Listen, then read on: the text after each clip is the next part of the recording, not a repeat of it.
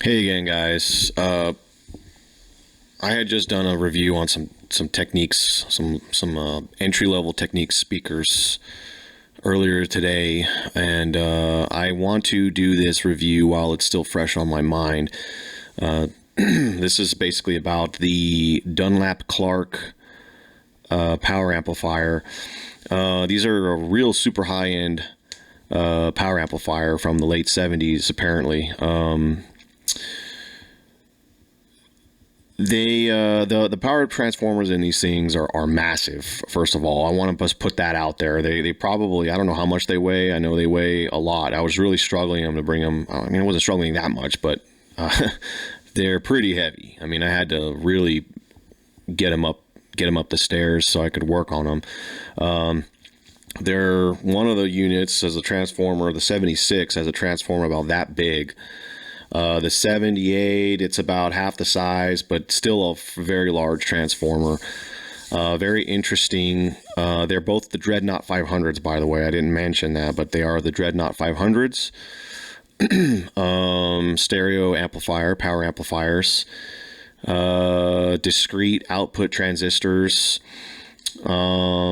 You can read up on what output transistors they have. I don't remember the part number off the top of my head. They were a Motorola part number, but there's some really interesting topology on these things. So it looks like they sourced some military components on these. So on the 76, there were these transistors. There were a Texas Instruments number.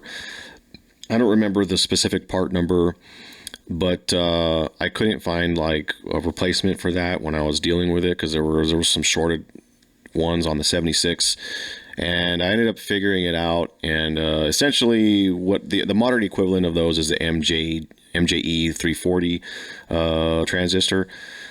On the 78, it also has another transistor that's also I found out was a military part number, and that there is no replacement. It's a Fairchild S27428 or something. I don't remember the part number specifically, but it is a Fairchild part number. The other ones were available, like 2N3440, 2N5550, 2N5416, I think, off the top of my head. I'm not going to name off all the transistors that I had to replace, but anyway. There's not a whole lot of information on these. There's not a whole lot of really clear schematics on these. The one I was able to locate it matches that of the 76. They're both Dreadnought 500s, but the 76 and 78 have different driver boards and different, along with the different transformers, physical size. Just the driver boards are different. The components, the voltages are different.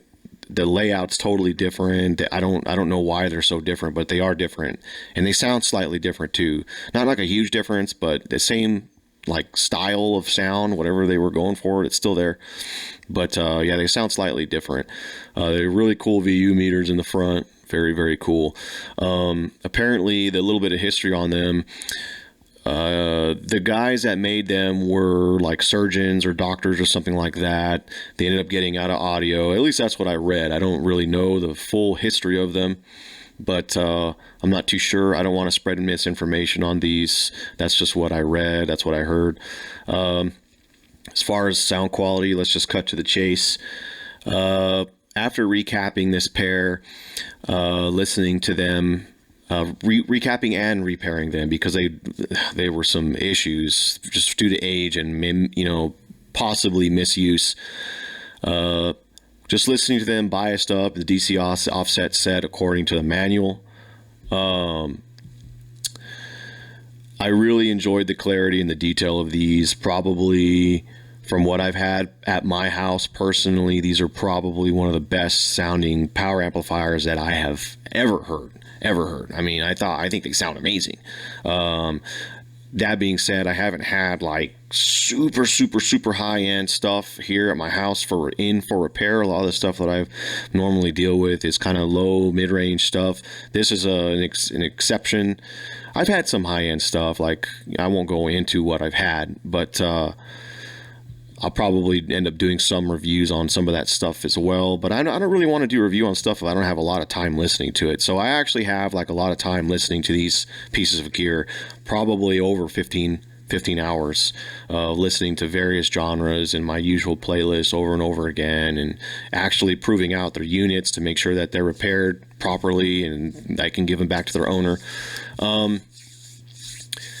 The preamp I normally use is my usual reference setup, my Saga 2, the SMSL DAC, the Weem Pro, just to give you an idea. I ran some vinyl through it also, but my speakers are the Polk Monitor 10B. I also heard them through other speakers, more low-end stuff, and some high-end stuff. The NTT, these huge NTT speakers at the owner's house. He has a whole bunch of super high-end speakers. I heard them through that, and they sound amazing. Very powerful, expressive sound. And the interesting thing about these is that they do have the power, but it's not like they're trying overly hard to make it seem like they're powerful. Like they're not pushing the low end real crazy. Like I kind of got that impression with the Eagle 400, the John Iverson amplifier, power amplifier that I had in here briefly. I kind of felt like that had like more low end, but it was like kind of forced, and it just didn't, it was kind of like to make it sound more impressive than it really was. That's kind of like the impression that I got of that versus the Dunlap Clarke. The Dunlap Clarke is impressive. It's the real deal. If you can find one for $700, $500, $1,000, $500. I haven't heard the 1,000, the Dreadnaught 1,000, but the Dreadnaught 500, I can tell you 100% is the real deal. Super cool amplifier. I want one myself. And I was really sad that I had to give them back to the guy after fixing them for him, but they're really cool. They're really cool. Like I said, they're probably the best sounding power amplifiers that I've had here. Really good bass, not like excessive, like I said, like the Eagle 400 had, but also a warmness. I want to bring up the warmness that they had. It did have kind of like a vintagey warm. A lot of the 70s stuff is kind of known for having that warmer sound, whatever that means.